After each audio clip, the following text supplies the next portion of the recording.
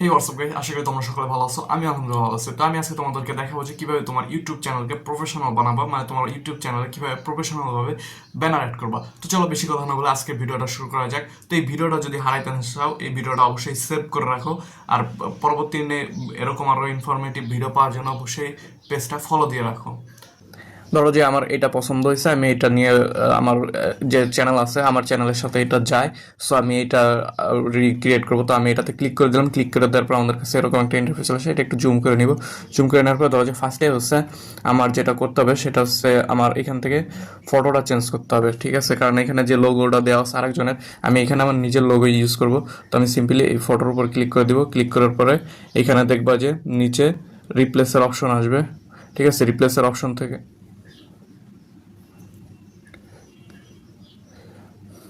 তো দেখো এটা ওপেন হয়ে গেছে। ওপেন হওয়ার পর আমরা ফার্স্টে আমাদের যেটা দরকার হবে আমার লোগোটা ইউজ করতে হবে। তো এখানে যে ছবিটা দেওয়া আছে এই ছবিতে ক্লিক করবো। এটাতে নিচে রিপ্লেসের অপশন আছে, রিপ্লেসে ক্লিক করে এইখান থেকে আমার যে মনে করো যে লোগোটা আছে আমার লোগোটা আমি এখানে ইউজ করব।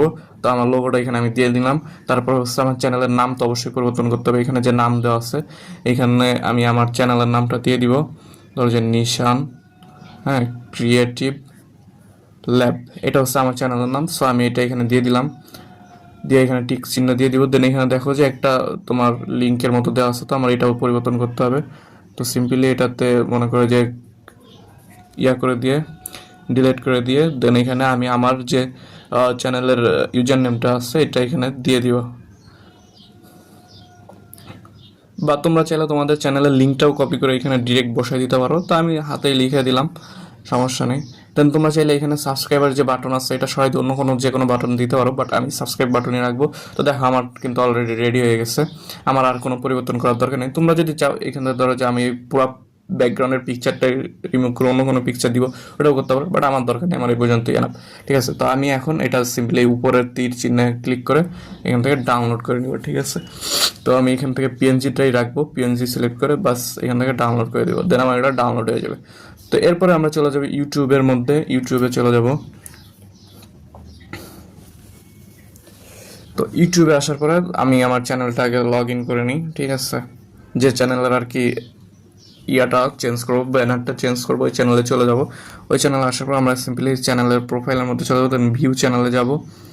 ভিউ চ্যানেলে যাওয়ার পরে দেখবো যে এইখান থেকে এডিট চ্যানেল, হ্যাঁ, এডিট চ্যানেলে ক্লিক করে দিব। এডিট চ্যানেলে ক্লিক করার পরে এখানে তোমার ব্যানারের এখানে যে ক্যামেরা অপশনটা দেওয়া আছে এটাতে ক্লিক করবো। ক্লিক করার পরে এখানে চুজ ফ্রম ইউর ফটোস এখানে যাব।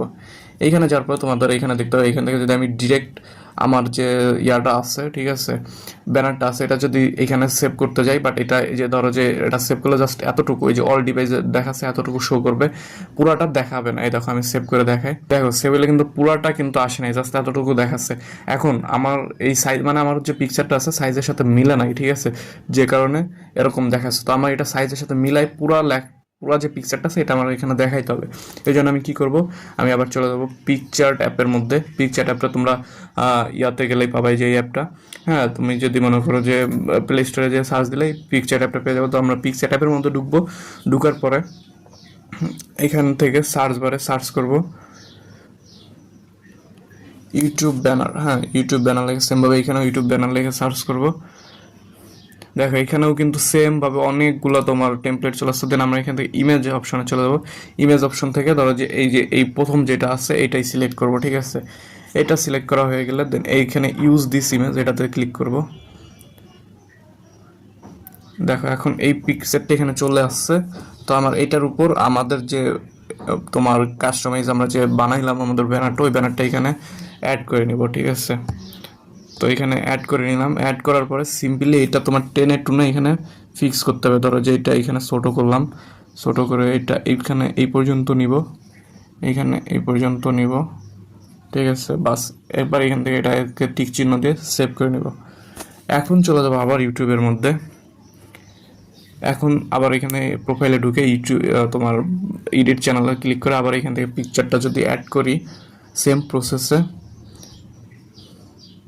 দেন এটা দেখো সাইজ মতো বসাই দিলাম। এখন কিন্তু পুরো পিকচারটা আমার শো করবে। দেখো একটু টাইম নিবে।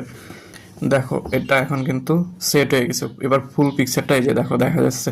এবার তোমরাও কিন্তু চাইলে খুব ইজিলি তোমাদের ইয়াতে কি বলে ইউটিউব চ্যানেলে ব্যানারটা প্রফেশনালভাবে সেট করতে পারো। তো আশা করি সবকিছু বুঝতে পারছো। ভিডিওটা যদি ভালো লাগে অবশ্যই ভিডিওতে একটা লাইক করবা, আর তোমার যেটা মন্তব্য আছে সেটা অবশ্যই কমেন্ট করে জানাবা। তো দেখা হচ্ছে পরবর্তী নেক্সট কোনো ভিডিওতে। সে পর্যন্ত সবাই ভালো থাকো। আল্লাহ হাফেজ।